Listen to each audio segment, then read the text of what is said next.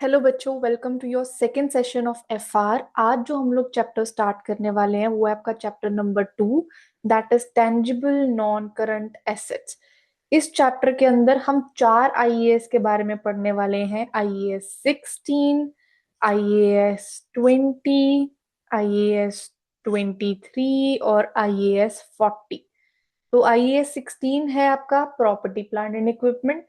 IAS 20 बात करेगा government grants के बारे में। आईएएस 23 बात करेगा बोरोइंग कॉस्ट के बारे में।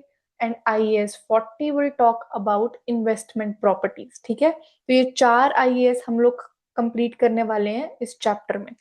सबसे पहले आते हैं आईएएस 16 के ऊपर, which is property plant and equipment. आपको याद है चैप्टर नंबर 1 में जब हम लोग बैलेंस शीट का काम कर रहे थे, उसमें नॉन करंट एसेट के नीचे आए थे आपके प्रॉपर्टी प्लांट एंड इक्विपमेंट।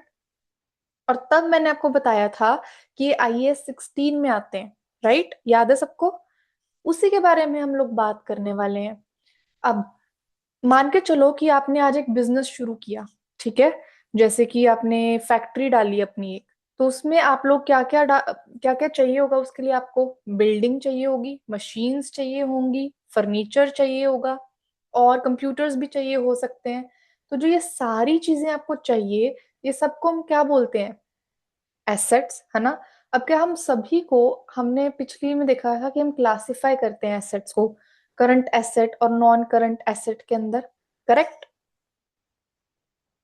अब कुछ एसेट्स ऐसे होते हैं जो बहुत जल्दी जल्दी यूटिलाइज हो जाते हैं, जैसे कि इन्वेंट्री, वो मेरी करंट एसेट का पार्ट बन जाता है। लेकिन कुछ ऐसे होते हैं जिनको हम बिजनेस के अंदर कई साल तक यूज करते चलते हैं, वो कौन से होते हैं? नॉन करंट एसेट्स, ठीक है? और प्रॉपर्टी प्लांट एंड इक्विपमेंट भी आपका नॉन करंट एसेट का ही पार्ट है। आईए 16 बोलता है कि property plant and equipment are tangible assets. Tangible assets कौन से होते हैं? जिनको हम टच कर सकते हैं, देख सकते हैं और फील कर सकते हैं। वो assets held by an entity for use in production और सप्लाई ऑफ गुड्स और सर्विसेज। मतलब जैसे कि फैक्ट्री की मशीन, वो किस लिए यूज होती है? To produce goods, right? दूसरा, rental to others, construction company ने क्रेन रेंट पे दी किसी को, वो हो गया। तीसरा, एडमिनिस्ट्रेटिव पर्पसेस के लिए, जैसे ऑफिस फर्नीचर, कंप्यूटर्स या ऑफिस बिल्डिंग, उस पर्पसेस के लिए अगर यूज किया जाता है और इट इज एक्सपेक्टेड कि हम उसको 1 साल से ज्यादा यूज करेंगे फॉर लॉन्ग टर्म पीरियड, वो हमारा पीपीई का पार्ट बनता है। ठीक है? An item of property plant and equipment should be recognized as an asset. उसको हम एसेट कब बुलाएंगे? अगर वो ये दो कंडीशंस को सेटिस्फाई करता है। क्या कंडीशंस हैं ये दो? पहली, कि it is probable that future economic benefits will associated with the asset will flow to the entity। यानी एसेट बिजनेस को फ्यूचर में कुछ फायदा देगा। फॉर एग्जाम्पल, आपने एक डिलीवरी वैन ली, उससे आप गुड्स को डिलीवर करते हो, आपको उससे कुछ मनी रिसीव होता है, ठीक है? तो आपको कुछ पैसे रिसीव हुए, दैट मीन्स फ्यूचर बेनिफिट हुआ, तो आप इसको एसेट में रिकॉग्नाइज कर लोगे। दूसरा, the cost of the asset can be measured reliably. यानी एसेट की कॉस्ट आपको क्लियरली पता होनी चाहिए। वो कैसे पता होगी? आपके पास इनवॉइस है, अगर आपका परचेज प्राइस पता है कितनी है, इंस्टॉलेशन कॉस्ट आपको पता है। अगर कॉस्ट नहीं पता तो आप उसको एसेट की तरह रिकॉर्ड नहीं कर सकते। ठीक है? आई होप ये सबको क्लियर है। आगे बढ़ते हैं इसमें मेजरमेंट की तरफ, कि हम एसेट को मेजर कैसे करते हैं। आपने आज एसेट खरीदा, तो इनिशियली आप उसको अपनी बुक्स ऑफ अकाउंट्स में कैसे दिखाओगे? किस कॉस्ट पे दिखाओगे? किस वैल्यू पे दिखाओगे?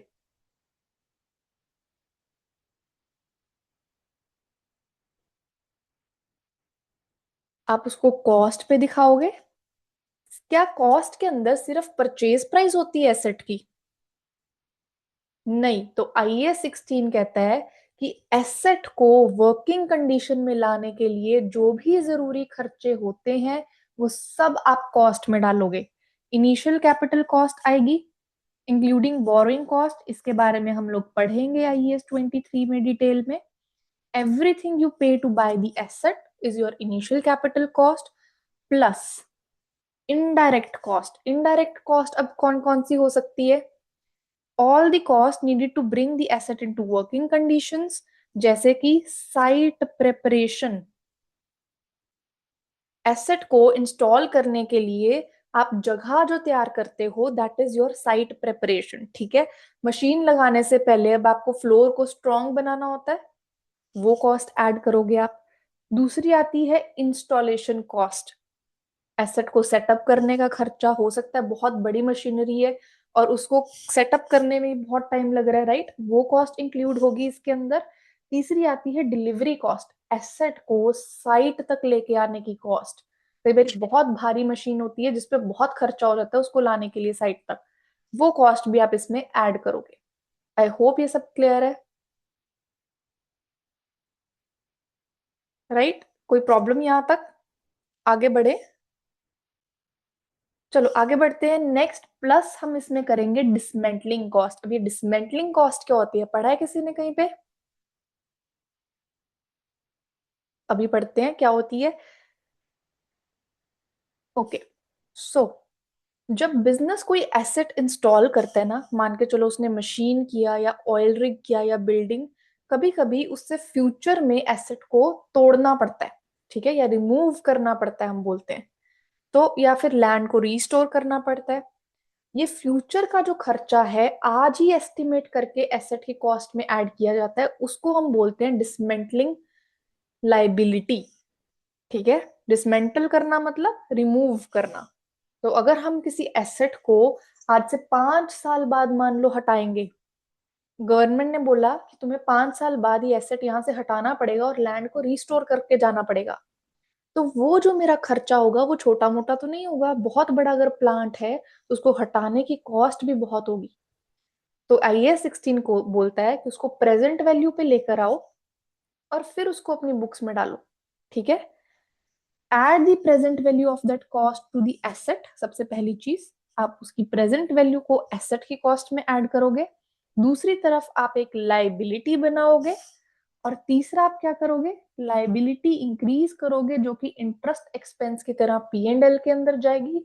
इसको हम बोलते हैं अनवाइंडिंग ऑफ इंटरेस्ट। ठीक है, ये सब क्या है हम एक इलस्ट्रेशन अभी करेंगे जिससे आपको समझ में आ जाएगा, डोंट वरी। एक ये चीज समझ लो, आप प्रेजेंट वैल्यू को कैसे निकालते हो ये आपने अपने पीएम में या तो पढ़ोगे या पढ़ा होगा। प्रेजेंट वैल्यू कैसे होता है, 1/1 + r⁻⁴ आर क्या होता है, R is your interest rate. Interest rate और एन क्या होता है, नंबर ऑफ ईयर्स बेसिकली। ठीक है, number of years until payment is your N. चलो बच्चों, लेट्स डू इलस्ट्रेशन 1 ताकि आपको कॉन्सेप्ट और क्लियर हो जाए। ठीक है, सो आपकी कैप्लन बुक का है ये, जल्दी से खोल लो। If an oil rig was built in the sea, the cost to be capitalized is likely to include the cost of constructing the asset and the present value of the cost of dismantling it. So क्या है question में, कहता कि अगर आप cost जो capitalise कर रहे हैं उसमें क्या क्या होगा, कंस्ट्रक्टिंग कॉस्ट और dismantling cost. So the asset and present value of the cost of dismantling it. If the asset cost $10 million to construct, मतलब हमारी कंस्ट्रक्शन कॉस्ट कितनी है, $10 million, and would cost $4 million to remove it, और dismantling cost कितनी है, dismantling cost is $4 million to remove it in 20 years. कहता अगर तुम 20 साल बाद जाके इस ऑयल रिग को हटाते हो तो तब तुम्हें 20 years लेटर $4 million देने पड़ेंगे। ठीक है, तो हम क्या ऐड करते हैं, क्या हम 4 million ऐड कर देंगे, नहीं, हम उसकी प्रेजेंट वैल्यू निकाल लेंगे और उसको ऐड करेंगे। ठीक है, in the value of asset. Then the present value of this dismantling cost must be calculated. Interest rate हमें गिवन है 5%। चलो अब हम इस क्वेश्चन को सॉल्व करते हैं। मैं आपको स्टेप वाइज चलवाऊंगी कि हमें अल्टीमेटली कहाँ पहुंचना होता है और कैसे स्टार्ट करेंगे। ठीक है, सो स्टेप नंबर 1, सबसे पहले हमें प्रेजेंट वैल्यू निकालनी है डिसमेंटलिंग कॉस्ट की।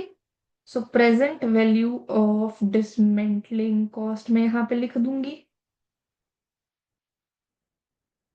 कैसे निकालते हैं, हमने पीछे एक फॉर्मूला देखा था, 1/1 + r⁻⁴ आर क्या है मेरा इंटरेस्ट रेट जो कि है 5%, एन क्या है नंबर ऑफ ईयर्स जो कि हमारे सिनारियो में क्या है 20 ईयर्स। 5% को क्या मैं लिख सकती हूँ 0.05, राइट। चलो, I will use this scientific calculator. आप लोग भी अगर ये यूज कर रहे हैं तो बढ़िया है, नहीं तो आप दूसरा भी यूज कर सकते हैं, ठीक है। सो इस पे मैं आपको सिखाऊंगी कि हम लोग इसकी प्रेजेंट वैल्यू कैसे निकालेंगे। आ जाओ। सो सबसे पहले आपको क्या करना है, 1 आपको ब्रैकेट ओपन करना है, देन 1.05, ठीक है, ब्रैकेट क्लोज करेंगे। अब रेज टू पार कैसे करना है आपको, यहाँ पे ये दिख रहा है रेज टू पार, इसको आप प्रेस करोगे और यहाँ पे 20 ईयर्स के लिए निकाल लेंगे हम लोग। सो दिस कम्स आउट 2.376, सबका ये आया 0.376। मल्टीप्लाई करेंगे हम इसको हमारी फ्यूचर वैल्यू के साथ जो कि है 4 मिलियन, तो कितना आएगा सबका 1507558 आना चाहिए, ठीक है। 507558 ये निकल के आई है मेरी present value of dismantling cost, सबका यही आया है। अब स्टेप नंबर 2, टोटल कॉस्ट मैं कितनी कैपिटलाइज करूंगी, कॉस्ट टू बी कैपिटलाइज्ड कितनी कैपिटलाइज करूंगी मैं।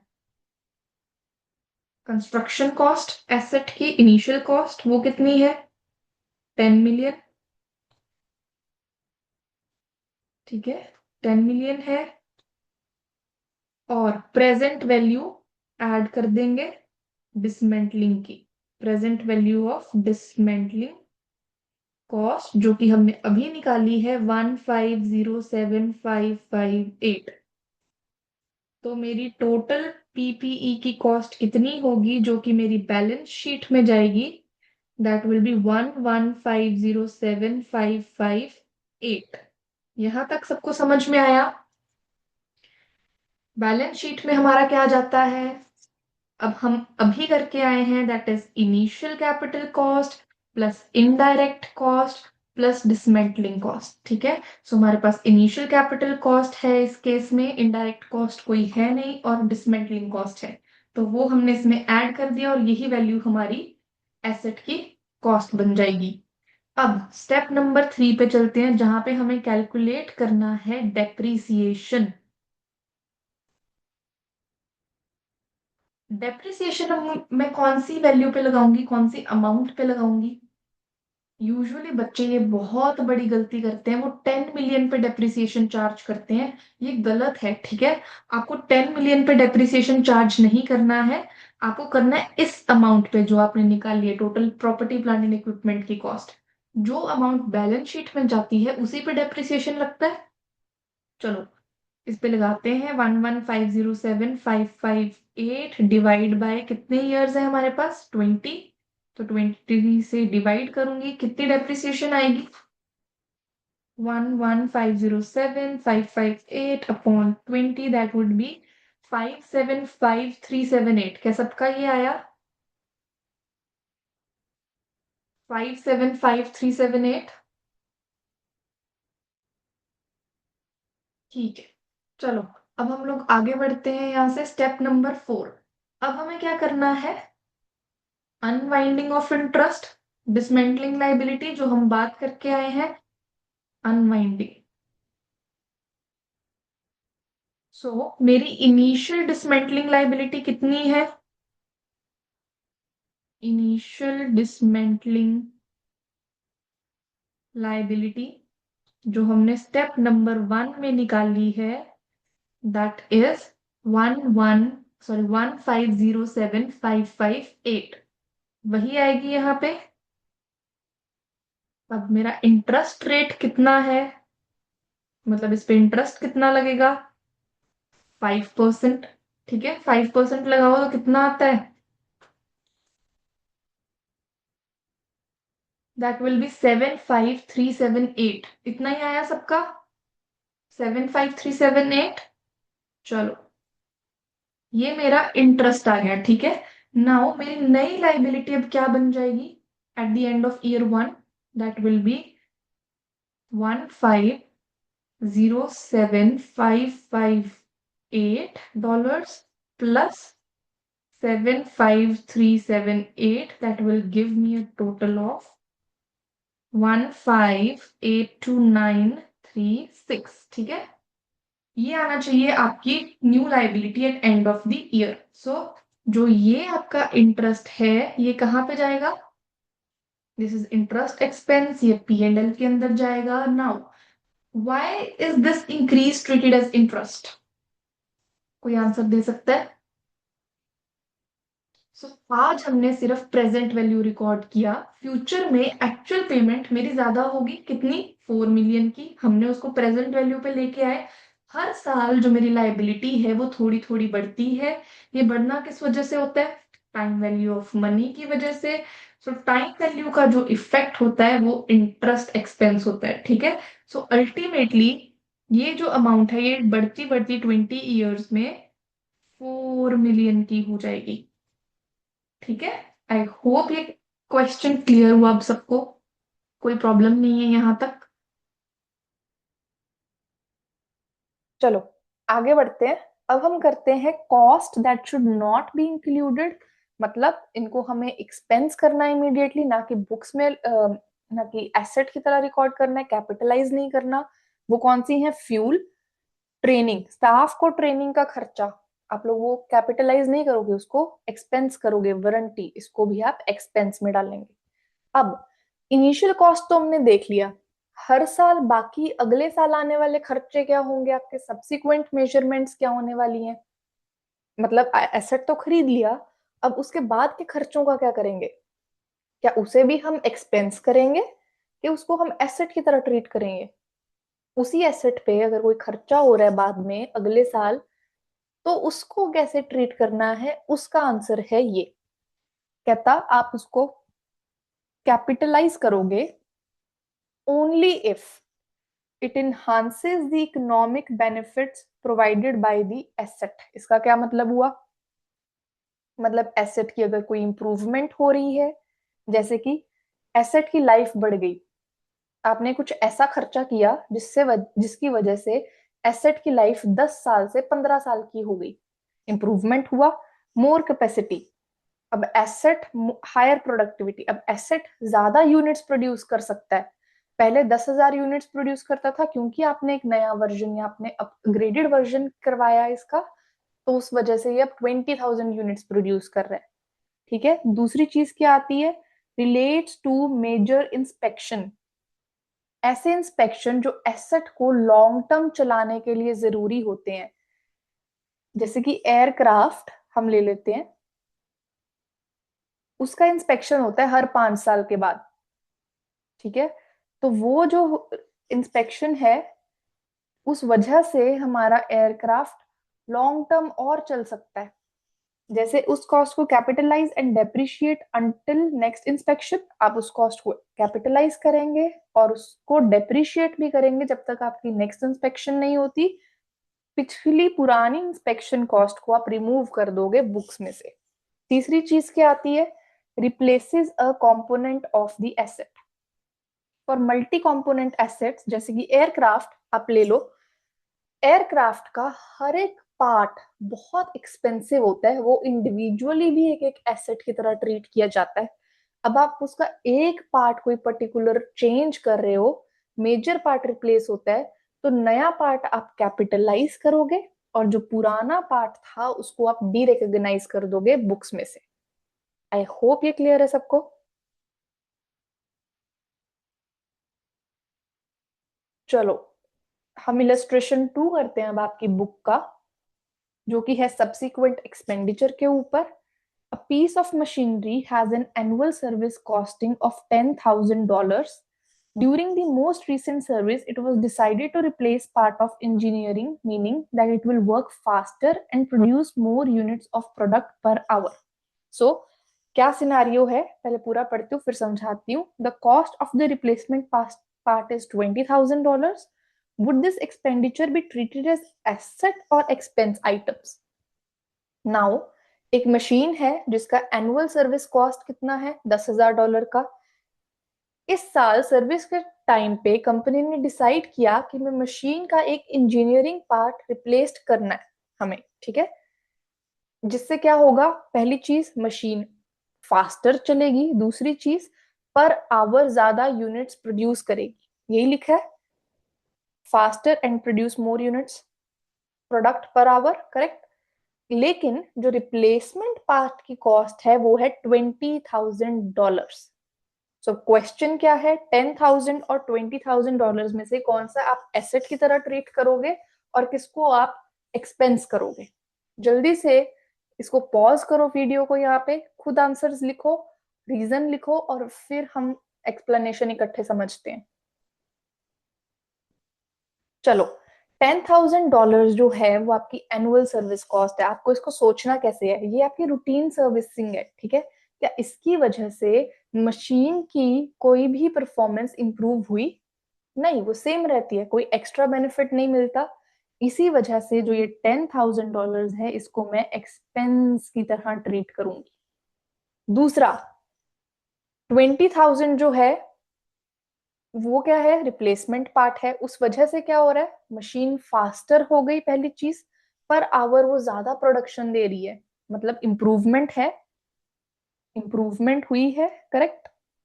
सो उस वजह से इस 20,000 को हम क्या करेंगे, नॉन करंट एसेट में डालेंगे. ये मेरी नॉन करंट एसेट का पार्ट होगा, ठीक है. सो आपको ऐसे सोच के चलना है इसको. आगे बढ़े, आप ये कैप्लन किट का क्वेश्चन नंबर 2 सॉल्व करते हैं. चलो, ऑन 1 जुलाई, इसको मैं 2024 ले लेते हैं हम, ठीक है. Experimenter open the chemical reprocessing plant. The plant was due to be active for 5 years until 30th June 2029. So plant कब ओपन किया, 1 जुलाई 2024 में. एंड 5 years, उसकी लाइफ कितनी है, 5 years, when it would be decommissioned. At 1st July 2024, the cost of decommissioning the plant were estimated to be 4 million in 5 years. कहता आज ही मैंने estimate कर लिया कि डीकमिशनिंग की कॉस्ट 5 मिलियन, सॉरी 4 मिलियन होने वाली है 5 सालों के अंदर. 5 साल बाद अगर मैं एसेट रिमूव करती हूँ तो मुझे 4 मिलियन देने पड़ेंगे. तो उसकी प्रेजेंट वैल्यू मुझे निकालनी पड़ेगी आज ही. आगे देखते हैं. कंसीडर दैट डिस्काउंट रेट मुझे गिवन है 12% का, is appropriate for the calculation of present value.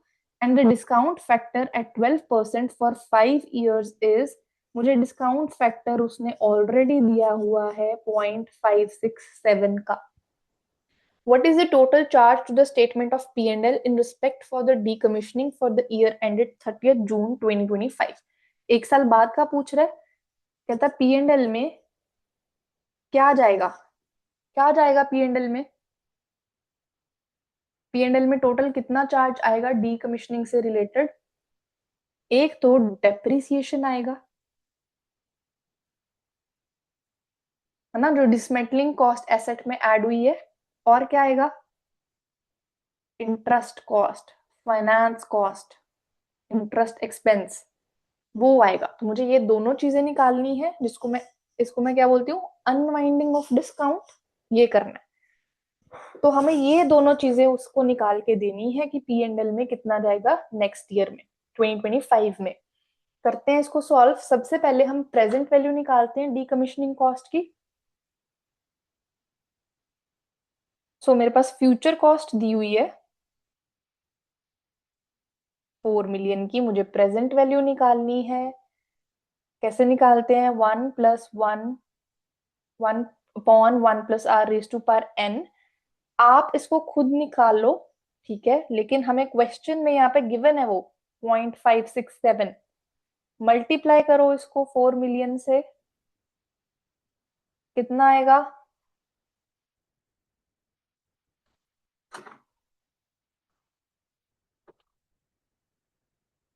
2268,000,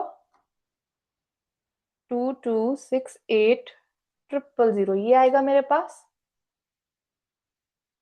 ये मेरी एसेट की कॉस्ट में ऐड होगा, साथ ही एक प्रोविजन फॉर डीकमीशनिंग लाइबिलिटी भी मेरी क्रिएट होगी, करेक्ट। अब डेप्रिसिएशन पहले साल में कितना लगेगा?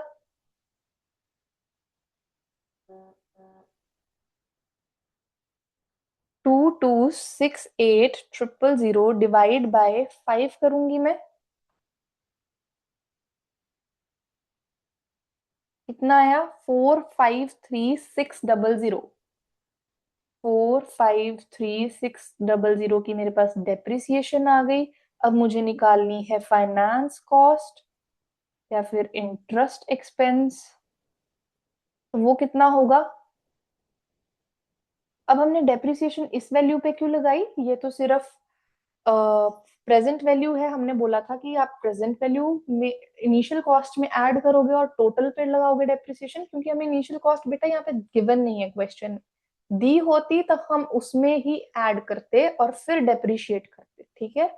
इस बात का ध्यान रखना सभी। फाइनेंस कॉस्ट 12% है, 2268,000 मल्टीप्लाइड बाय 12%, गिवन है हमें यहाँ पे रेट, कितना आएगा? That will B 272,160। क्या यहाँ पे मेरा कोई भी, अगर आप ये चूज करते हो 4,53,600, मतलब आप सिर्फ डेप्रिसिएशन ऐड कर रहे हो, ये ऑप्शन गलत है, ठीक है। फिर उसके बाद पहले हम इसको ऐड करते हैं। अगर आप लोग ये ऑप्शन चूज करते हो 2268,000, तो ये तो सिर्फ प्रेजेंट वैल्यू है, ये पी एंड एल में तो नहीं जाएगी, ये तो सिर्फ एसेट में ऐड होती है ना। तो ये भी गलत हो जाएगी ऑप्शन। उसने ये तो नहीं पूछा कि एसेट में कितना ऐड करोगे तुम प्रेजेंट वैल्यू। तो हमें क्या करना है, हमें अल्टीमेटली ये मेरी जो डेप्रिसिएशन है ये मेरी पी एंड एल में जाती है और ये पी एंड एल में जाता है, तो इन दोनों को प्लस करेंगे, कितना आएगा total? 453,600 plus 272,160 will be 725760। Option B मेरा सही आंसर है, ठीक है। अल्टीमेटली ऑप्शन बी मेरा जाएगा पी एंड एल के अंदर। आई होप ये सबको क्लियर है क्वेश्चन। खुद सॉल्व करना है इसको, दोबारा से प्रैक्टिस करना, आपको और क्लैरिटी होगी जब आप सारा सिलेबस पीछे रिवाइज करते चलोगे। ये क्वेश्चन फिर से रिवाइज करना, ठीक है, आपको और क्लियर हो जाएगा। आगे बढ़े, चलो बाकी सारा जो भी कैपिटलाइज नहीं हुआ वो सारा आपका एक्सपेंस जाएगा, एक्सपेंस हो जाएगा सब्सिक्वेंट मेजरमेंट के अंदर भी। अब आते हैं हम नेक्स्ट टॉपिक पे, जो है आपका डेप्रिसिएशन। डेप्रिसिएशन क्या होता है? एसेट की वैल्यू में गिरना इज योर डेप्रिसिएशन। यहाँ पे क्या डेफिनेशन है? Depreciation is the allocation of an asset's cost over its useful life. For example, हमारा हम देखते हैं कि कितने सालों में खत्म होगा। अगर मैं बोलती हूँ 5 साल में एसेट की कॉस्ट 20,000 है और ये 5 साल चलेगा, तो मैं डिवाइड कर देती हूँ और इतना डेप्रिसिएशन 5 सालों तक हर साल रिकॉर्ड करती जाती हूँ, ठीक है। मतलब यही है, यही डेफिनेशन कह रही है, एसेट की कॉस्ट को उसकी यूजफुल लाइफ में बांटकर एक्सपेंस बनाना। डेप्रिशिएबल अमाउंट अगर पूछा गया है क्वेश्चन में कि कितनी है, तो वो कैसे निकालोगे? जितनी कॉस्ट है उसमें से माइनस कर दोगे रेजिडुअल वैल्यू, मतलब एसेट को जितने में बेचोगे तुम। मान लो मैंने बोला 5 साल बाद मैं इस एसेट को बेचूंगी 2,000 में, तो मेरी कॉस्ट कितनी है आज? 20,000 की, माइनस 2,000, डेप्रिशिएबल अमाउंट कितनी हो जाएगी? 18,000 की, क्योंकि 2,000 की तो मैं बेचूंगी इसको, उसको क्यों मैं डेप्रिशिएट करूंगी, ठीक है। आई होप ये सबको क्लियर हो गया। चलो नेक्स्ट क्वेश्चन आता है कि डेप्रिसिएशन हम कब स्टार्ट करते हैं? Depreciation begins when the asset is available for use. not when it is actually used. It continues even if the asset is idle. इसका क्या मतलब है? डेप्रिसिएशन तब से स्टार्ट होता है जब एसेट अवेलेबल फॉर यूज हो, चाहे आप उसको यूज कर रहे हो चाहे नहीं कर रहे हो, ऐसे ही बैठा है। ठीक है, मान लो मशीन इंस्टॉल हो गई 1 अप्रैल को, लेकिन प्रोडक्शन में आप उसको यूज कर रहे हो 1 मई से, 1 मई से, 1 महीना ऐसे ही बैठी रही फ्री। इसका मतलब ये थोड़ी है कि आप 1 मई से डेप्रिसिएशन लगाना चालू करोगे, नहीं, आप 1 अप्रैल को ही डेप्रिसिएशन लगाना स्टार्ट कर दोगे। ठीक है, आगे बढ़ते हैं। अब डेप्रिसिएशन के 3 मेथड्स हैं आपकी बुक में। पहला है स्ट्रेट लाइन। स्ट्रेट लाइन सबको पता है क्या होता है? मान के चलो आपकी कॉस्ट है आज ₹1 लाख एसेट की, और रेजिडुअल वैल्यू है 10,000, और लाइफ है 5 years।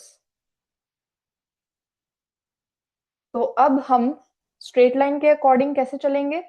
1 लाख में से 10,000 माइनस करोगे, डेप्रिशिएबल निकालोगे amount, that will be your $90,000। उसको 5 से डिवाइड कर देंगे, जितना भी आएगा, कितना आएगा? 18,000। ये हम स्ट्रेट लाइन में ऐसे यूज करते हैं। रिड्यूसिंग बैलेंस क्या होता है? हर साल बुक वैल्यू का परसेंटेज डेप्रिशिएट होता है। जैसे हम बोल रहे हैं रेट है, मान के चलो आपके पास 20% का, 1 लाख की वैल्यू है आज एसेट की, उस पर 20% कर देंगे, कितना हो जाएगा? 20,000। 20,000 से वैल्यू गिर जाएगी नेक्स्ट ईयर 80,000, उसका 20% 16,000। 16,000 से वैल्यू गिर जाएगी 64,000 आ जाएगा, उसका 20% कर देंगे। ऐसे आप, ये होता है आपका रिड्यूसिंग बैलेंस मेथड। आगे बढ़ते हैं। तीसरा मेथड क्या है? Machine hours. ये क्या होते हैं? ये होते हैं यूसेज बेस्ड। ये आप सबने पढ़ा हुआ है ऑलरेडी, है ना? यूसेज बेस्ड होता है, मतलब डेप्रिशिएबल अमाउंट है 90,000, टोटल आवर्स लगे, आवर्स आपको गिवन है 30,000, और ईयर 1 के आवर्स हैं 6,000। मान लो आपको ये क्वेश्चन में गिवन है, तो अब बताओ मुझे कितना होगा यहाँ पे ईयर 1 की डेप्रिसिएशन। आप क्या करते हो इस केस में? 90,000 अपॉन 30,000, कितना आ जाएगा? 3, और 6,000 multiplied by 3, that will B 18,000 rupees. ये आपकी ईयर 1 की डेप्रिसिएशन है। ये होता है machine based hours, machine hours की डेप्रिसिएशन। ये 3 मेथड्स हैं आपके डेप्रिसिएशन के। आगे बढ़ते हैं। अब क्या हम डेप्रिसिएशन मेथड को चेंज कर सकते हैं? सो आईएएस 16 कहता है कि आपको चेंज अलाउड है only if it gives a fairer presentation. ये चेंज इन अकाउंटिंग एस्टिमेट है, ना कि आप पॉलिसी में चेंज करके लेके आ रहे हैं कोई भी। ठीक है, कंपनी पहले स्ट्रेट लाइन मेथड यूज कर रही थी, अब मशीन ज्यादा यूज हो रही है, तो यूसेज में बेस्ड मेथड इज बेटर, तो चेंज अलाउड है। ठीक है, ऐसे केस में। दूसरा आता है मेरे पास कंपोनेंट डेप्रिसिएशन। ये क्या होती है? If an asset has parts with different useful lives, each part should be depreciated separately. अब मान के चलो एक एयरप्लेन है, उसके इंजन की लाइफ है 10 साल, उसकी बॉडी की लाइफ है 20 साल, तो क्या मैं टोटल को 20 साल में डेप्रिशिएट करूंगी? नहीं, दोनों को अलग अलग उसकी रिस्पेक्टिव लाइफ्स के अकॉर्डिंग हम डेप्रिशिएट करेंगे। इंजन को 10 साल के बेसिस पे, बॉडी उसकी एयरप्लेन की 20 साल पे डेप्रिशिएट होगी। ठीक है, इलस्ट्रेशन 3 देखो, आपकी कैप्लन बुक का है। An asset costs $1 lakh and has an expected useful life of 10 years. The purchaser intends to use the asset for 6 years, at which point the expected residual value will be $40,000 at current prices. What is depreciable amount? Depreciable amount पूछी है. जल्दी से video pause करो और solve करो इस question को. बहुत सिंपल क्वेश्चन है. $1 lakh minus residual value, depreciable amount ही तो पूछी है बस.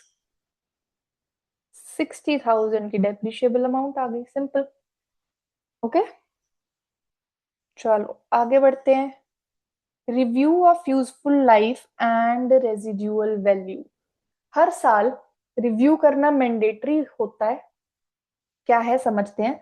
Useful life and residual value must be reviewed at the end of each reporting period. हर साल आपको रिव्यू करना होता है कि एसेट की लाइफ, यूजफुल लाइफ कहीं चेंज तो नहीं होगी. पहले 5 साल थी, अब 4 साल तो नहीं रह गई. पहले 5 साल थी, अब 6 साल तो नहीं हो गई. इसको बोलते हैं आपको रिव्यू करना होता है. ठीक है.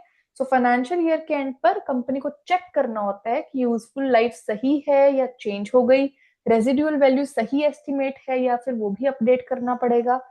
If estimates change, they must be revised. The carrying amount at the date of revision less revised residual value is depreciated over the revised remaining useful life.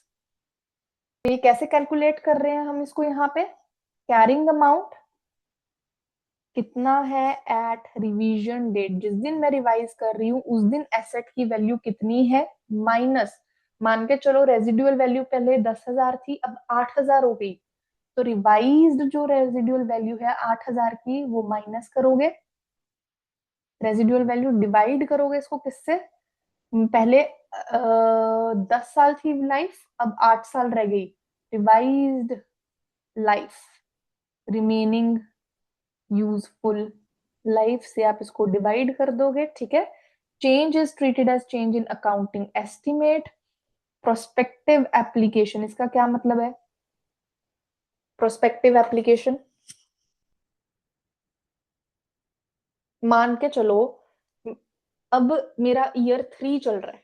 Year 3 में मुझे पता चला कि एसेट की लाइफ तो 5 साल नहीं है, 6 साल है. तो क्या मैं पिछले ईयर्स की डेप्रिसिएशन को भी चेंज करती चलूंगी.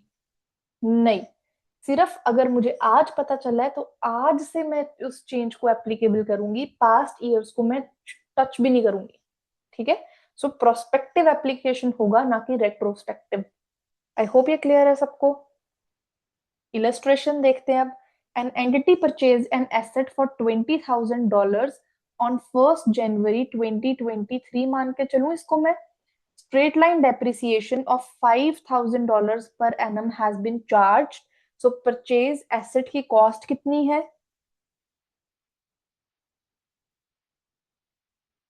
$20,000 की. And straight line SLM base पे चल रहे हैं, कितना है, 5,000. for assuming a 4 year useful life with no residual value. ठीक है. तो ओरिजिनल यूजफुल लाइफ कितनी है. I will say original useful life of asset क्या है,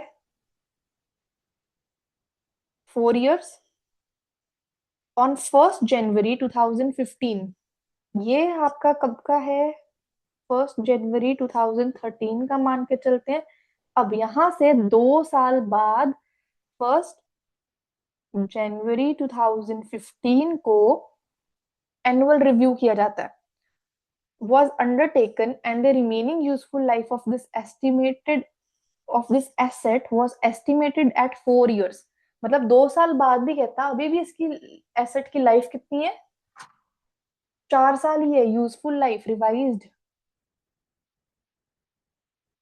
वैसे तो इसकी लाइफ 2 साल ही रह जानी चाहिए थी, क्योंकि 2 साल ऑलरेडी बीत चुके हैं, लेकिन कहता कि इसकी लाइफ अभी भी 4 साल ही है. सो रिवाइज लाइफ कितनी है, 4 years. The financial statements for the year ended 31st December 2015 are being prepared. What is the depreciation charge for the year ended 31st December 2015? तो 2015 की हमें बताना है कि डेप्रिसिएशन चार्ज कितना लगेगा. सो कैलकुलेट करें इसको. 2 साल की डेप्रिसिएशन तो ऑलरेडी उसने लगा दी है, 2 into 5,000 कितना हो गया, एक सेकेंड. 2 into 5,000, 2 साल की डेप्रिसिएशन ऑलरेडी लग चुकी है, दैट इज 10,000। कैरिंग अमाउंट कितना है एसेट का? 20,000 माइनस डेप्रिसिएशन एक्यूमुलेटेड जितनी भी है 10,000 कैरिंग अमाउंट है। आपने ये देखा carrying amount on revision date, at revision date कितना है? 10,000। रेजिडुअल वैल्यू कितना है? 0, कोई रेजिडुअल वैल्यू नहीं है। और रिवाइज्ड रिमेनिंग यूजफुल लाइफ कितनी है? 10,000 अपॉन 4 कर दूंगी मैं, मेरे पास कितना आएगा? 2,500। न्यू डेप्रिसिएशन चार्ज कितना है? $2,500। तो ये आपका आंसर है। आई होप ये सबको क्लियर है, बहुत इजी था ये, राइट। आगे बढ़ते हैं। अकाउंटिंग ट्रीटमेंट कैसे होता है अब प्रॉपर्टी प्लांट एंड इक्विपमेंट का? मतलब अकाउंटिंग ट्रीटमेंट क्या है? अब आईएएस 16 कहता है कि पीपीई को, प्रॉपर्टी प्लांट एंड इक्विपमेंट को, फाइनेंशियल स्टेटमेंट्स में रिकॉर्ड करने के दो तरीके होते हैं, ठीक है। पहला कॉस्ट मॉडल, दूसरा रिवैल्यूएशन मॉडल। मतलब एसेट को उसकी ओरिजिनल कॉस्ट पे रखो, हर साल डेप्रिसिएशन माइनस करते जाओ, रिवैल्यूएशन नहीं होती। कॉस्ट मॉडल का मतलब क्या है? कि asset are carried at cost minus accumulated depreciation, हर साल उसमें से डेप्रिसिएशन माइनस करते चले जाएंगे। मान के चलो मशीन की कॉस्ट है 1 लाख, 1 लाख रुपीज। डेप्रिसिएशन आज तक जो लगी है till date is 30,000, that is accumulated depreciation. तो कैरिंग अमाउंट कितनी होगी? 70,000 रुपीज की। या तो तुम कॉस्ट मॉडल पे चल लो, या फिर तुम चलो रिवैल्यूएशन मॉडल पे। मतलब रिवैल्यूड अमाउंट, एसेट की जो वैल्यू रिवैल्यू की है, फेयर वैल्यू पर रिवैल्यू करते हैं, माइनस सब्सिक्वेंट एक्यूमुलेटेड डेप्रिसिएशन। मान के चलो एक बिल्डिंग की कॉस्ट है $5 लाख, 5 lakhs, ठीक है। फेयर वैल्यू कितनी आती है उसकी आफ्टर रिवैल्यूएशन? $6 लाख। और कैरिंग अमाउंट कितनी बनेगी यहाँ पे? $6 लाख। फिर डेप्रिसिएशन यहां से अब चार्ज होगा, ना कि हम 5 लाख पे करेंगे, ठीक है। कॉस्ट मॉडल क्या कहता है कि आप ओरिजिनल कॉस्ट में से डेप्रिसिएशन माइनस करते चलो। रिवैल्यूएशन मॉडल क्या कहता है कि आप उसको फेयर, रिवैल्यूएशन मॉडल क्या कहता है कि आप उसको पहले फेयर वैल्यू पे लेके आओ, फिर उसमें से आप लोग डेप्रिसिएशन माइनस करो, एंड पूरी एसेट क्लास रिवैल्यू होती है, ना कि एक एसेट। क्या मतलब? must be performed regularly, so carrying amount does not differ materially from fair value. The entire class of assets must be revalued. पूरी की पूरी इंटायर क्लास इज रिवैल्यूड। अगर आप मशीन को कर रहे हो तो सारी मशीन्स रिवैल्यू होगी, ना कि सिर्फ एक, ठीक है। So entire class of the assets must be revalued. ये बहुत इंपॉर्टेंट है, इसको पॉइंट को याद रखना, इस पे एमसीक्यूज आते हैं, ठीक है। आगे बढ़ते हैं अब हम स्टेप्स इन रिवैल्यूएशन। 4 स्टेप्स हैं ये, बहुत इंपॉर्टेंट। सबसे पहला क्या है? Restate the asset to its revalued amount. Asset को उसकी रीवैल्यूड अमाउंट पर रीस्टेट करो, यानी फेयर वैल्यू पर उसको लेके आओ। दूसरा, एलिमिनेट एक्यूमुलेटेड डेप्रिसिएशन, उसको एलिमिनेट कर दो, 0 कर दिया जाता है बिफोर रिवैल्यूएशन, ठीक है। Recognize the increase in other comprehensive income. अगर एसेट की वैल्यू बढ़ गई है, मान लो 5 लाख से 6 लाख हो गई है, तो जो मेरा डिफरेंस है 1 लाख का, ये जाएगा ओसीआई के अंदर। Transfer the gain to revaluation surplus. फिर गेन को आप रिवैल्यूएशन सरप्लस मतलब इक्विटी में ट्रांसफर करेंगे, ठीक है।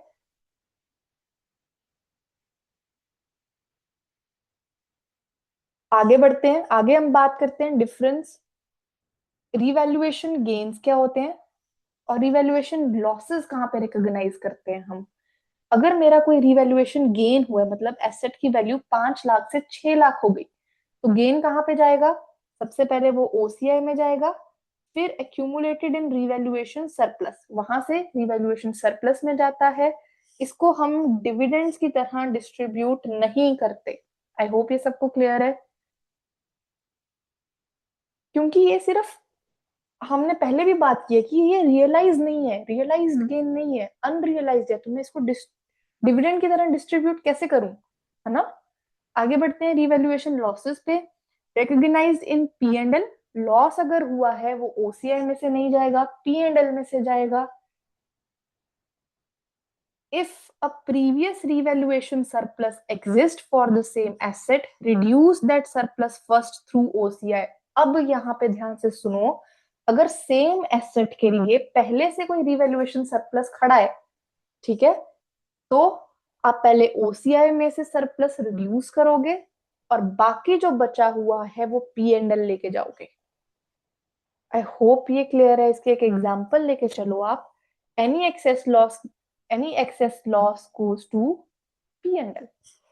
एसेट का रिवैल्यूड सरप्लस पहले से एग्जिस्ट करता है। रिवैल्यूड सरप्लस कितना है, मान के चलो $5,000 का। अब नई रिवैल्यूएशन में एसेट की वैल्यू, अब हमने रिवैल्यू किया एसेट और अब उसकी एसेट की वैल्यू $8,000 से गिर गई, नीचे चली गई, लॉस हुआ है। तो अब ट्रीटमेंट क्या होगा, पहले मैं एग्जिस्टिंग रिवैल्यूएशन सरप्लस में से एसेट की वैल्यू गिराऊंगी। मेरे पास एग्जिस्टिंग कितना है, 5,000, और वैल्यू कितनी गिरी, 8,000 गिरी है। मतलब मेरे पास 3,000 की वैल्यू अभी भी पड़ी है। 5,000 तो मैं निकाल लूंगी ओसीआई में से, मैं ये ओसीआई में से निकाल लूंगी, और जो मेरे बचे हुए 3,000 होंगे ये मेरे जाएंगे पी एंड एल के अंदर। ठीक है, ये था सिंपल सा रूल। ओके, सो मुझे ना बाद में पता चला कि इलस्ट्रेशन 6 से मेरी आवाज़ ही नहीं रिकॉर्ड हुई है लास्ट वीडियो में, तो मैं दोबारा रिकॉर्ड कर रही हूँ सारा आपके लिए। So let's begin with illustration 6। An entity revaluates its building and decides to incorporate the revaluation into its financial statements. Extract from the statement of financial position at 31st December 2017 is given to us. इसको 2017 ले लेते हैं, ठीक है। Cost given है, depreciation given है, और ये मुझे गिवन है उसकी वैल्यू माइनस करके, that is carrying amount. The building is revalued at 1st January 2018 at $14 lakh. Its useful life is 40 years at that date. Show the relevant extracts from the financial statements at 31st December 2018। ठीक है, तो ये है आपका पूरा question. इसको हम solve करते हैं अब। सबसे पहले मुझे ये बताओ, बिल्डिंग की कॉस्ट कितनी है। बिल्डिंग कॉस्ट इज 1200, और डेप्रिसिएशन कितना लगा है उसके ऊपर, 144 का। तो रिमेनिंग कितनी आई मेरे पास वैल्यू उसकी, कैरिंग अमाउंट 1056। ठीक है, क्योंकि ये थाउजेंड्स में है तो 1056,000, ये वैल्यू आई कैरिंग अमाउंट। और अब मेरी रीवैल्यूड अमाउंट कितनी है ऑन 1st जनवरी 2018 को, $14 लाख। मैं यहाँ पे लिख लेती हूँ, revalued amount on 1st Jan 2018 is $14 lakh. ठीक है, यहां तक कोई प्रॉब्लम। और यूजफुल लाइफ कितनी गिवन है मुझे, 40 इयर्स की। अब रिवैल्यूएशन गेन कितना होगा मेरा, जल्दी से कैलकुलेट करते हैं। Revaluation gain will be 14 lakh minus $1056,000। कितना आया इसको माइनस करके,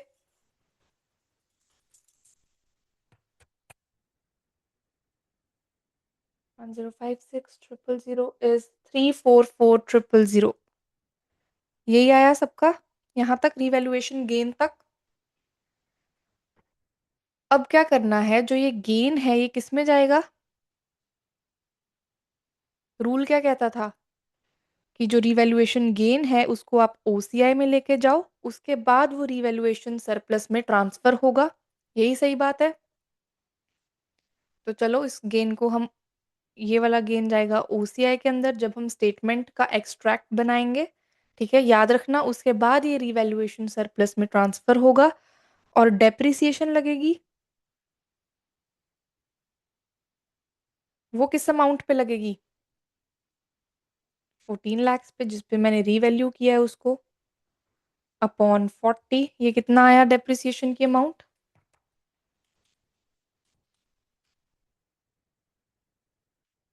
35,000। ठीक है, ये आया मेरा डेप्रिसिएशन। सो अब हमारे पास सारा कुछ है, अब हम एक्सट्रैक्ट बनाते हैं। चलो, सबसे पहले मैं बनाती हूँ statement of P and other comprehensive income का। स्टेटमेंट ऑफ प्रॉफिट और लॉस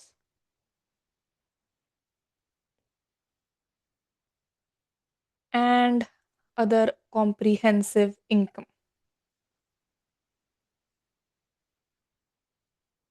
क्या आएगा सबसे पहले यहाँ पे? तो कोई बता सकता है सबसे पहले यहाँ पे क्या आएगा?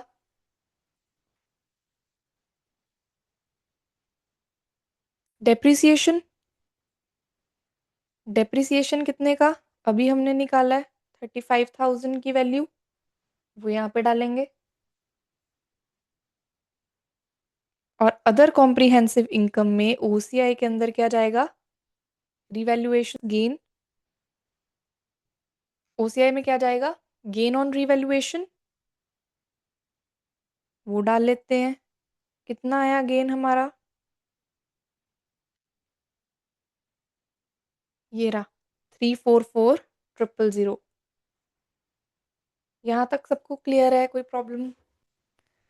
चलो, अब हम बनाते हैं स्टेटमेंट ऑफ फाइनेंशियल पोजीशन। आप इसको पूरा लिखेंगे, छोटा छोटा करके, शॉर्ट फॉर्म्स यूज मत करना। फाइनल एग्जाम में आप पूरा डालेंगे स्टेटमेंट ऑफ फाइनेंशियल पोजीशन। ठीक है, सबसे पहले आते हैं नॉन करंट एसेट्स। उसके अंदर मेरे पास क्या आएगा? Land and buildings. इसकी वैल्यू कितनी निकल के आएगी? ये देखो, हमने रीवैल्यू किया उसको यहाँ पे 14 लाख पे, करेक्ट। और उस पे डेप्रिसिएशन भी तो लगा है कुछ 35,000 का, वो माइनस करूंगी यहाँ से। तो जो रिमेनिंग अमाउंट है वो जाएगी मेरी बैलेंस शीट के अंदर। 14 lakh minus 35,000, that will B 1365,000, ये आएगी। चलिए, अब हम बनाते हैं statement of changes in equity. मैं यहीं पे बनाती हूँ statement of changes in equity. यहाँ पे देखो, accumulated in revaluation surplus in equity, that is statement of changes in equity। चलो,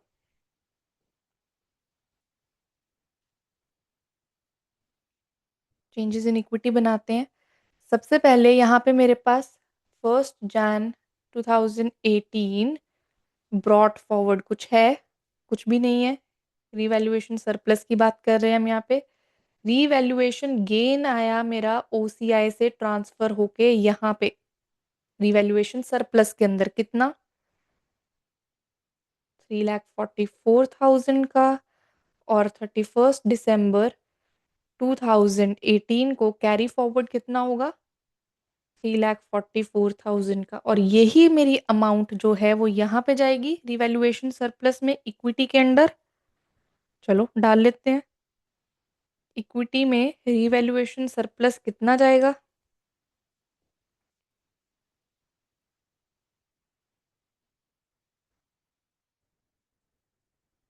3,44,000।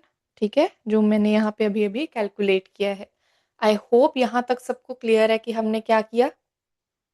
ये क्वेश्चन क्लियर है? खुद प्रैक्टिस करना इसको बहुत अच्छे से, और फिर आपको और क्लैरिटी हो जाएगी। ठीक है, कोई प्रॉब्लम हुई तो मुझे बताना।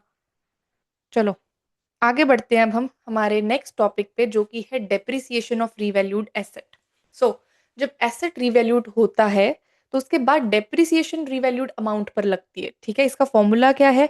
Depreciation is equal to revalued amount minus residual value, मतलब जितने में आपने उस एसेट को बेचा या बेचोगे। ठीक है, वो अमाउंट। अब जो फुल डेप्रिसिएशन चार्ज है वो रिकॉग्नाइज होता है P&L में, प्रॉफिट एंड लॉस में जाता है। एन एनुअल ट्रांसफर में be made from revaluation surplus, revaluation surplus से कहाँ पे जाएगा वो? रिटेन्ड अर्निंग्स के अंदर। For the additional depreciation arising from the revaluation, अब आपने एसेट का रिवैल्यूएशन किया, उससे जो एडिशनल डेप्रिसिएशन बचा वो उसका क्या होगा? वो रिवैल्यूएशन सरप्लस से रिटेन्ड अर्निंग्स के अंदर चला जाएगा। This transfer is shown in the statement of changes in equity, not in OCI। जो ये चेंजेस हैं ये statement of changes in equity में जाएंगे, ना कि OCI में। मान के चलो कि मेरी ओल्ड कैरिंग अमाउंट एसेट की है $1,00,000। ठीक है, इतनी है। ओल्ड डेप्रिसिएशन जो थी मेरी वो थी $10,000 की। ठीक है, अब जो मेरी रीवैल्यूड अमाउंट है एसेट की, रीवैल्यूड अमाउंट है वो है 1,40,000 की, और जो मेरी नई डेप्रिसिएशन है वो है 14,000 की। ठीक है, सो एक्स्ट्रा डेप्रिसिएशन कितना आया ड्यू टू रीवैल्यूएशन इस केस में? 14,000 माइनस 10,000, दैट इज 4,000। अब जो ये पूरा का पूरा स्टेप नंबर 1 देखो क्या कहता है? Full depreciation charge is recognized in P&L। मतलब जो मेरा $14,000 है वो तो सारा का सारा P&L के अंदर चला जाएगा, और जो 4,000 बचा है वो रीवैल्यूएशन सरप्लस से रिटेन्ड अर्निंग में ट्रांसफर हो जाएगा, सिर्फ statement of changes in equity के अंदर, OCI के अंदर नहीं। ठीक है, आई होप ये क्लियर है सबको यहाँ तक। चलो एक और इलस्ट्रेशन करते हैं, जो कि है sorry, test your understanding number 3, ये करते हैं। An entity revalued its land and building at the start of the year to 60 million, जिसमें से 15 million लैंड का था और बाकी का बचा हुआ बिल्डिंग का। द प्रॉपर्टी कॉस्ट 30 million, जिसमें से 6 million लैंड का था और बाकी बचा हुआ बिल्डिंग का था। मतलब इनिशियली जब कॉस्ट पे था तब 30 million थी total value land and building की, और अब रीवैल्यू करके 10 साल बाद उसकी वैल्यू होगी 60 million। ठीक है, the total expected useful life of 40 years remained unchanged. The entity's policy is to make an annual transfer of realized amounts to retained earnings. Show the effects of the above on the financial statements for the year. ठीक है, I hope question सबको clear है क्या है। चलो इसको start करते हैं करना। यहाँ पे मैं आपकी लिखती हूँ लैंड। ठीक है, यहाँ पे मैं लिखूंगी बिल्डिंग, और इधर हम निकाल लेंगे उसका टोटल। चलो, कॉस्ट कितनी थी मेरी लैंड की इन द बिगिनिंग? 10 साल पहले कॉस्ट कितनी थी लैंड की? 6 million। टोटल 30 million है, तो बिल्डिंग की वैल्यू कितनी रह गई? 24 million की। यहां तक सबको समझ में आया? अब पुरानी मेरी कुछ डेप्रिसिएशन एक्यूमुलेट होगी होगी वो कितनी होगी इसी पे? 24 million पे। लैंड कभी भी डेप्रिशिएट नहीं होता, ये बात सारे याद रखना। एग्जाम में गलती से भी लैंड पे डेप्रिसिएशन कोई भी नहीं लगा के आएगा। ठीक है, डेप्रिशिएट सिर्फ बिल्डिंग होगी। चलो एक्यूमुलेटेड डेप्रिसिएशन निकालते हैं। 24 million है, 10 साल ऑलरेडी बीत चुके हैं, so out of 40 years 10 years already बीत चुके हैं। मुझे वो 10 साल की डेप्रिसिएशन चाहिए। कितनी निकल के आई? 24 इंटू 10/40, दैट इज 6 million। इतने की डेप्रिसिएशन आई। चलो यहाँ से माइनस कर देती हूँ मैं 6 million। मेरे पास कैरिंग अमाउंट कितनी आई निकल के? Carrying amount will be 6 million, 24 million minus 6 million, 18 million. So overall कितना बचा? 24 million। यहाँ तक क्लियर है सबको? अब मेरी रीवैल्यूड अमाउंट कितनी है? रीवैल्यूड अमाउंट्स कितनी कितनी है? यहाँ पे देखो क्वेश्चन में गिवन है, जो लैंड है वो है मेरी 15 million की, और जो बिल्डिंग है वो रीवैल्यू होके कित ओवरऑल टोटल 60 मिलियन है, तो बिल्डिंग मेरी रीवैल्यू होके कितनी आएगी? 45 मिलियन की। सही है यहाँ तक? तो गेन कितना हुआ रीवैल्यूएशन पे? Gain on revaluation 15 minus 6, 9 million. 45 minus 18 million is your 27 million. And in दोनों को आप प्लस कर दो तो कितना आया? 36 मिलियन। जो ये 36 मिलियन है, ये जाएगा मेरा ओसीआई के अंदर, और वहां से रीवैल्यूएशन सरप्लस के अंदर। ठीक है, क्योंकि ये गेन हुआ रिवैल्यूएशन पे। सही है? यहां तक क्लियर है सबको? अब मेरी नई जो बिल्डिंग है उस पे कुछ डेप्रिसिएशन लगेगा। ये जो 45 मिलियन पे रीवैल्यू हुई है, इस पे कुछ डेप्रिसिएशन लगेगा। वो कितना लगेगा? 45 मिलियन के ऊपर फॉर 30 ईयर्स, क्योंकि 10 ईयर्स तो ऑलरेडी जा चुके हैं। डेप्रिसिएशन कितना आया? 1.5 मिलियन पर ईयर की डेप्रिसिएशन लगेगी। और पुरानी डेप्रिसिएशन जो है वो कितनी लगी हुई है?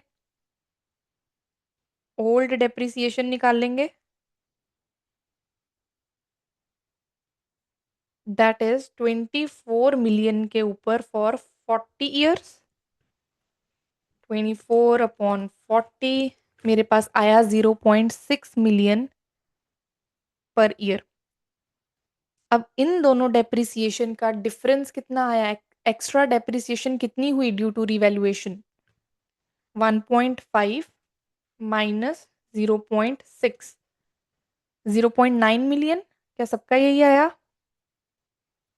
यहाँ तक क्लियर है सबको कि ये आपने रीवैल्यू किया, यही तो बात करके आए हैं, यही तो रूल अभी समझ के आए हैं हम।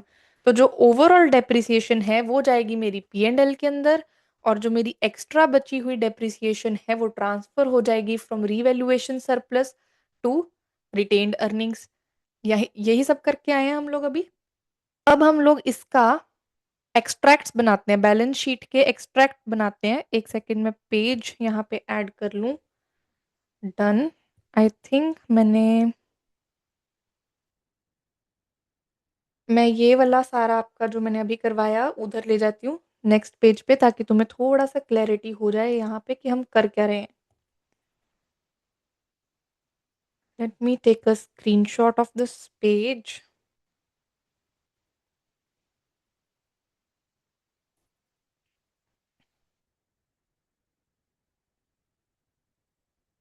ओके, यही करके आए हैं अब हम। ठीक है, चलो अब हम बनाते हैं हमारी statement of P and L. Statement of P and OCI, profit and loss and other comprehensive income. ठीक है, सबसे पहले मेरे पास क्या आएगा यहाँ पे? डेप्रिसिएशन जो हमने अभी निकाली है, कितनी है? 1.5 मिलियन। ये निकाली 1.5 मिलियन। ये डाल दूंगी मैं यहाँ पे। उसके बाद और क्या आएगा?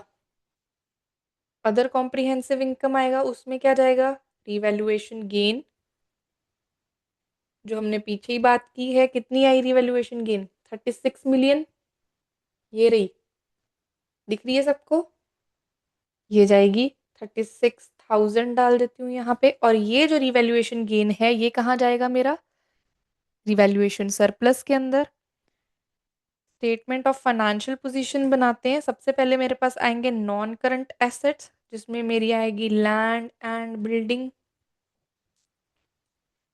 कितने की आएगी? 45 मिलियन की रीवैल्यू हुई, और उसमें से माइनस कर दूंगी मैं मेरी जितनी भी डेप्रिसिएशन हुई है। करेक्ट? 1.5 मिलियन की। सो कितना आएगा? और उसके अंदर मैं प्लस करूंगी जो भी मेरी लैंड की वैल्यू है। ये तो बिल्डिंग का हो गया, लैंड की कितनी वैल्यू है? 15 मिलियन। चलो, ओवरऑल कितना आया? -145,000 -1,500 प्लस 15,000 मेरे पास आया 58,500 निकल के टोटल लैंड एंड बिल्डिंग की वैल्यू। उसके बाद आएंगे हम इक्विटी पे, जिसमें मेरे पास आएगा रीवैल्यूएशन सरप्लस। ये अमाउंट कहाँ से आएगी? Statement of changes in equity से, वो बनाते हैं चलो। Statement of changes in equity, ठीक है। बैलेंस ब्रॉट फॉरवर्ड कितना? कुछ भी नहीं है। रीवैल्यूएशन सरप्लस के लिए निकाल रहे हैं हम। चलो, सो यहाँ पे मेरे पास रीवैल्यूएशन गेन कितना आया? 36,000 ये रहा। और ओवरऑल हमने यहाँ पे निकाला, ओसीआई में से निकल के वो रीवैल्यूएशन सरप्लस में चला जाता है, यही बात करते हैं हम। सो 36,000 आ गया। अब जो मेरा एक्स्ट्रा डेप्रिसिएशन था, ये वाला, इसमें हमने क्या बात की थी कि कहाँ जाता है ये? An annual transfer may be made from revaluation surplus to retained earnings for the additional depreciation arising from the revaluation। यही रूल पढ़ा था हमने। चलो इसको सॉल्व करते हैं। सो ये अब मेरा रीवैल्यूएशन सरप्लस से रिटेन्ड अर्निंग्स में ट्रांसफर होगा। कितनी अमाउंट से? 900 से। सो बैलेंस कैरिड फॉरवर्ड कितना हो गया? 36,000 माइनस 900, दैट गिव्स मी 35,100। तो यहाँ पे मेरे पास रीवैल्यूएशन सरप्लस कितना आएगा? 35,100। आई होप यहाँ तक सबको क्लियर है कि हमने कैसे निकाला और हमने क्या क्या किया। सारे क्वेश्चंस को खुद प्रैक्टिस करोगे जब, तब अच्छे से आपको क्लैरिटी हो जाएगी कॉन्सेप्ट की भी, और फिर रूल भी याद रहेगा कि क्या करना था, ठीक है। तो इसलिए इसको प्लीज रिवाइज करना खुद से, आपको और अच्छे से क्लियर होगा। चलो नेक्स्ट टॉपिक करते हैं, जो कि है disposal of revalued non current assets. सबसे पहले इसका फॉर्मूला देखो क्या कहता है। प्रॉफिट और loss on disposal is equal to sale proceeds minus carrying amount. So जितने में भी तुम एसेट बेच रहे हो, माइनस जो भी कॉस्ट माइनस एक्यूमुलेटेड डेप्रिसिएशन करके जो उसकी कैरिड अमाउंट है, वो, ठीक है। ऑन डिस्पोजल, जब आप एसेट को बेचते हो, the gain or loss is recognized in P and L. जो भी आपको चाहे गेन हुआ है, चाहे एसेट पे लॉस हुआ है, सारा कुछ पी एंड एल में जाएगा। Any remaining revaluation surplus relating to that asset is transferred to retained earnings। जो एसेट बिक गया, अगर उसका रिवैल्यूएशन सरप्लस में कुछ भी खड़ा था, वो ट्रांसफर हो जाएगा रिटेन्ड अर्निंग्स में। जो ये है, ये सिर्फ आपका इक्विटी मूवमेंट है, ठीक है, पी एंड एल को इफेक्ट नहीं करता। चलो एक एग्जाम्पल लेके चलते हैं कि मेरी, मान के चलो, कैरिंग अमाउंट थी 50,000 और एसेट मैंने बेचा $60,000 के अंदर। Proceeds, I would say proceeds मेरी थी $60,000 की। जो बचा $10,000 है, ये कहाँ जाएगा? क्या हुआ? गेन हुआ मेरे को, ठीक है। जो गेन है $10,000 का, ये जाएगा पी एंड एल के अंदर। और मान के चलो रीवैल्यूएशन सरप्लस में मेरे पास इसी एसेट के रिलेटेड एक बैलेंस पड़ा था ऑफ $12,000। जो ये बैलेंस है, ये कहाँ चला जाएगा? This will be transferred to retained earnings in statement of changes in equity. इसका पी एंड एल पे या ओसीआई पे कोई इम्पैक्ट नहीं पड़ेगा, सिर्फ statement of changes in equity में ये मूवमेंट हुआ है। आई होप ये क्लियर है सबको। चलो टेस्ट योर अंडरस्टैंडिंग नंबर 4 करते हैं, आपको और क्लैरिटी होगी कि हम क्या बात कर रहे हैं। Derek purchased a property costing $750,000 on 1st January 2014, 2014 लेते हैं इसको, with a useful life of 10 years. It has no residual value. At 31st December 2014, the property was valued at $810,000, ठीक है, resulting in a gain on revaluation being recorded in other comprehensive income of 1,35,000। मतलब इस asset के related कुछ gain है, जो कि है 1,35,000 का। ठीक है। There was no change to its useful life. Direct does not make a transfer to realized profits in respect of excess depreciation on revalued assets.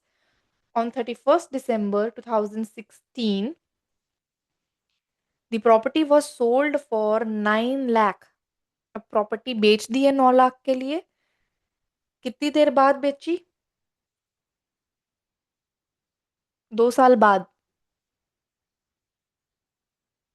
Required, how should the disposal on the previously revalued asset be treated in the financial statements for the year ended 31st December 2016? तो property खरीदी कब? 2001 जैन 2014 में। और revalue कब करी? 31 दिसंबर 2014 के अंदर। और बेची कब? 31 दिसंबर 2016 में। क्या ये पैटर्न सबको समझ में आया? और एसेट की लाइफ कितनी है? 10 की। तो ये 1,35,000 का गेन कैसे आया, कोई बता सकता है मुझे? यहाँ पे 7,50,000 की एसेट की कॉस्ट थी, 10 साल उसकी लाइफ थी, तो 75,000 की डेप्रिसिएशन आ गई। 75,000 की डेप्रिसिएशन अगर आई है और एसेट रीवैल्यू कितने पे हुआ है, इसमें से 75,000 माइनस कर लूंगी तो मेरे पास क्या अमाउंट बची?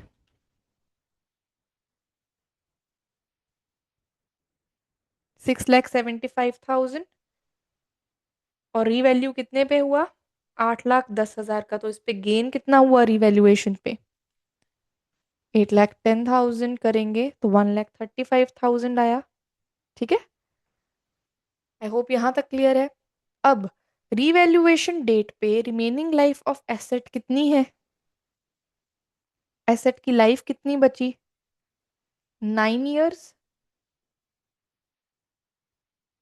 यहां से यहां तक 1 साल हो गया, तो 9 साल ही बची लाइफ। ठीक है। चलो डेप्रिसिएशन लगाते हैं अब रीवैल्यूड अमाउंट पे। 8,10,000 अपॉन 9 कितना हो गया? That will B $90,000। और एसेट बेचा मैंने 2016 के अंदर। दैट मीन्स ये 2 साल तक यही डेप्रिसिएशन लगी होगी। यहां से यहां तक 2 इयर्स। 2 साल बाद बेचा एसेट, तो 2 साल की डेप्रिसिएशन लगा दो। यहाँ पे कितनी हुई? 1,80,000। यहां तक सबको समझ में आया कि क्या कर रहे हैं हम लोग? तो कैरिंग अमाउंट ऑफ एसेट कितना होगा at 31st December 2016?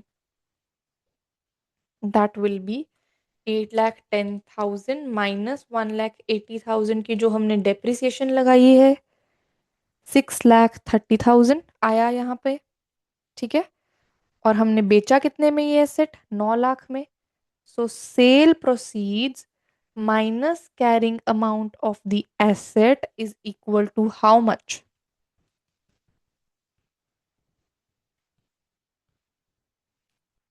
Is equal to 2,70,000।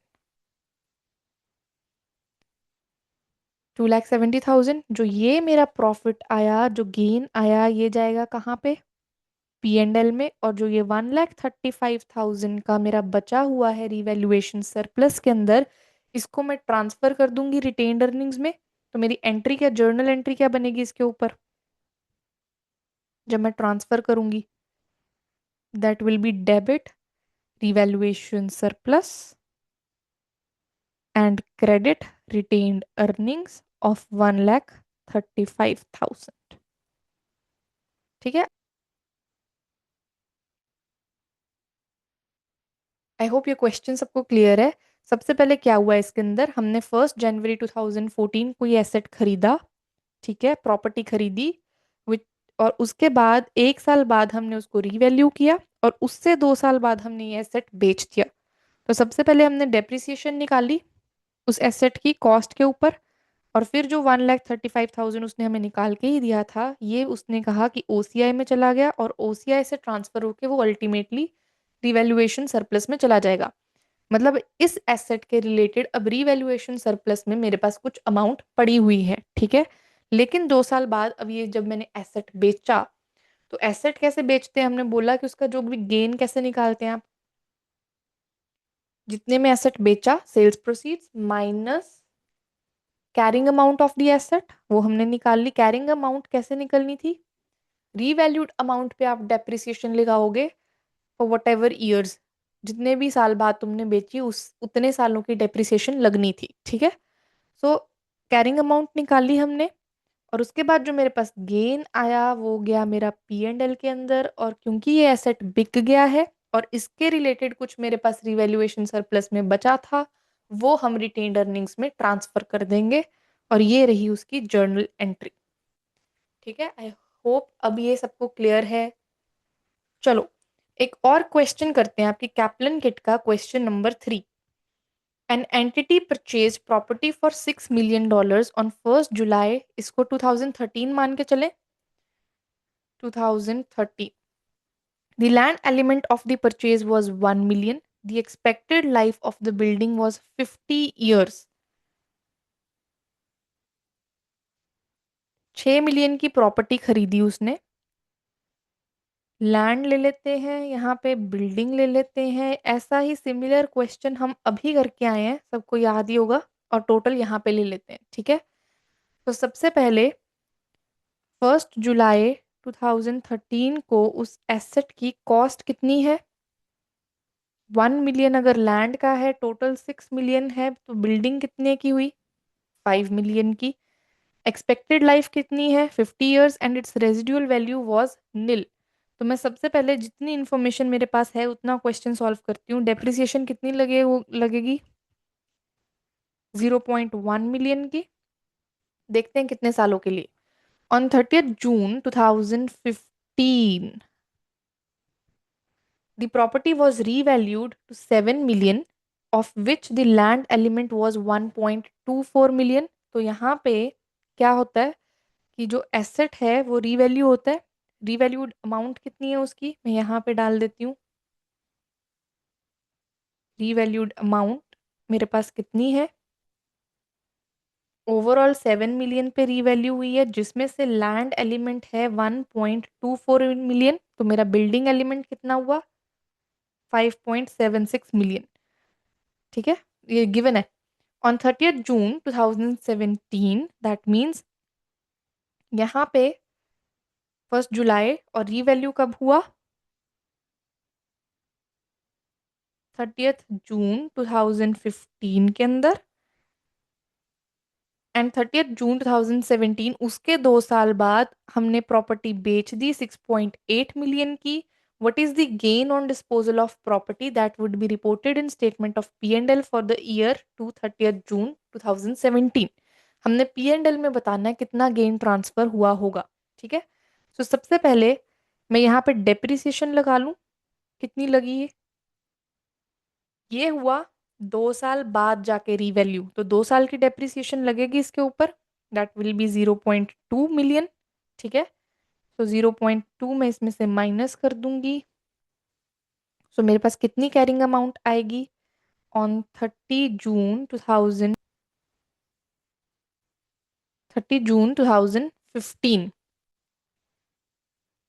1 million, 5 - 0.2 will be 4.80। Overall ये कितना हो गया, 5.80 मिलियन। ठीक है, रीवैल्यूड अमाउंट ये रही, मेरा रीवैल्यूएशन गेन कितना आएगा, 1.24 -1 मिलियन, 0.24 मिलियन का गेन यहाँ हुआ, 5.76 माइनस 4.80, 0.96 का गेन यहाँ हुआ, ओवरऑल गेन मेरा हुआ 1.20 का। ठीक है, अब रीवैल्यू की गई बिल्डिंग मेरी, रीवैल्यूएशन के बाद मैंने कितनी देर बाद उसको बेचा, 2 साल बाद रिवैल्यूएशन के उसको बेचा। तो 2 साल के लिए मेरी जो रीवैल्यूड अमाउंट है उस पे भी कुछ डेप्रिसिएशन लगा होगा।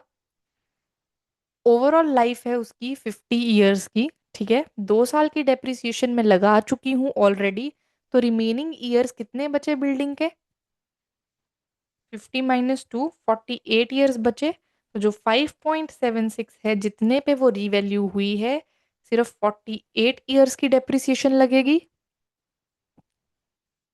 5.76 upon 48 years, that is 0.12।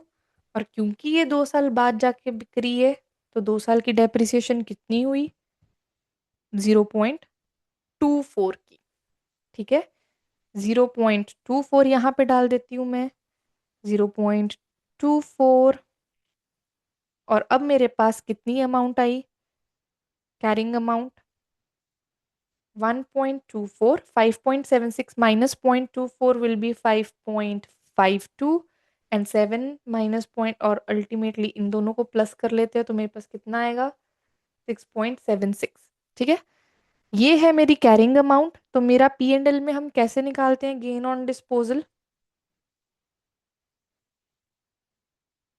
Is equals to sale proceeds minus carrying amount. Sale proceeds कितनी है? 6.8 मिलियन माइनस 6.76 की मेरी कैरिंग अमाउंट है। सो अल्टीमेटली गेन कितना हुआ यहाँ पे उसको? 6.76, दैट इज 0.04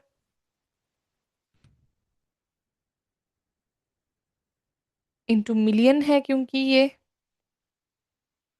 456। अल्टीमेटली कितना आया मेरे पास? दैट विल बी $40,000 का गेन। क्या है ये मेरे पास? Option, option A. तो बच्चों ये देखो कि सेक्शन बी का ये सॉरी सेक्शन ए का ये क्वेश्चन है आपकी कैप्लन किट के अंदर। ठीक है, अगर आपको लगता है कि सेक्शन ए में सिर्फ एमसीक्यूज हैं एफआर के अंदर और वो इजी होगा, ऐसा बिल्कुल नहीं है। ऐसे क्वेश्चंस आते हैं आपको सेक्शन ए के अंदर। ठीक है, सो बहुत ध्यान से एक एक रूल, एक एक कॉन्सेप्ट को लेके चलना है, तभी आपके एमसीक्यूज क्लियर हो सकते हैं। आपको बहुत अच्छे से प्रैक्टिस करनी है सारी एग्जाम किट की, सारे क्वेश्चंस की जो हम लोग क्लास में कर रहे हैं। यहाँ पे आपका खत्म होता है चैप्टर 2 का पार्ट नंबर 1, जो कि है IAS 16 property plant and equipment. ठीक है, हमने सारी चीजें समझ ली हैं। यहाँ से लेके आप लोग हर चीज को रिवाइज करोगे फिर से। प्रॉपर्टी प्लांट एंड इक्विपमेंट कैसे होता है, उसको हम लोग रिकॉग्नाइज कैसे करते हैं। दो कंडीशंस होती हैं, प्रोबेबल है कि future economic benefits will flow into the entity, and cost can be measured reliably. फिर उसके बाद हमने उसकी मेजरमेंट की बात करी, क्या क्या इंक्लूडेड होता है इनिशियल मेजरमेंट के अंदर? Initial cost plus indirect cost plus dismantling cost. इसके ऊपर मैंने आपको जितने भी क्वेश्चंस कराए हैं प्रैक्टिस करना। उसके अलावा मैंने आपको ट्रैकर दिया हुआ है, उसके अंदर आपको पता लग जाएगा कि आपको कौन सा क्वेश्चन करना है, तो वो क्वेश्चन आप प्रैक्टिस करना जाके। ठीक है, आपको आपकी प्रैक्टिस जितनी करोगे उतना समझ में आएगा तुम्हें कॉन्सेप्ट। फिर हमने किया सब्सिक्वेंट मेजरमेंट के बारे में बात, आप कब उसे कैपिटलाइज करेंगे और कब उसे एक्सपेंस करेंगे। उसके बाद मेरा डेप्रिसिएशन का टॉपिक आ गया। डेप्रिसिएशन के कितने मेथड्स होते हैं? 3 methods, straight line, reducing balance, and हमने किया मशीन आवर्स। क्या डेप्रिसिएशन में मेथड हम चेंज कर सकते हैं? चेंज अलाउड है, अलाउड है अगर if it give a fairer presentation and it is change in accounting estimate rather than change in accounting policy. ठीक है, और उसके बाद हमने बात करी कि यूजफुल लाइफ को क्या आपको रिव्यू करना होता है हर ईयर एंड में, और उसका क्या कॉन्सेप्ट है। अकाउंटिंग ट्रीटमेंट कैसे करते हैं प्रॉपर्टी प्लांट एंड इक्विपमेंट का, कॉस्ट मॉडल और रिवैल्यूएशन मॉडल की बात करी इसके अंदर हमने। ठीक है, फिर रिवैल्यूएशन गेन्स एंड लॉसेस की बात की। डेप्रिसिएशन का क्या करेंगे अगर रिवैल्यूड एसेट पे लगता है, तो उसके बारे में बात की। Non revalued non current asset को बेच रहे हो तो उसका क्या कॉन्सेप्ट है। ठीक है, ये सारी चीजों के बारे में हमने बात कर ली। अब हम नेक्स्ट जो बात करेंगे वो है आपका IAS 20। वो नेक्स्ट सेशन में बात करते हैं, विच इज गवर्नमेंट ग्रांट्स। इसको शुरू करने से पहले आप पिछला सारा IAS 16 अच्छे से रिवाइज करोगे, तब आपको जाके आगे चीजें और क्लियर हो जाएंगी और इजी लगेगा। IAS 20, IAS 23 बोरोइंग कॉस्ट और IAS 40 इन्वेस्टमेंट प्रॉपर्टी हम इकट्ठा एक ही सेशन में खत्म कर लेंगे। सबसे बड़ा IAS 16 था जो हमने अभी कवर किया। ठीक है, बाकी सारे इतने बड़े नहीं है, इजीली हम लोग एक सेशन में उसको कवर कर लेंगे। ठीक है, तब तक के लिए इसको रिवाइज कर लो अच्छे से, और टेक केयर। कोई भी इशू हुआ, कोई भी प्रॉब्लम हुई, please reach out to me. मेरे व्हाट्सएप पे आप लोग मुझे मैसेज कर सकते हैं, and I will get back to you within 24 hours. Okay, take care, bye.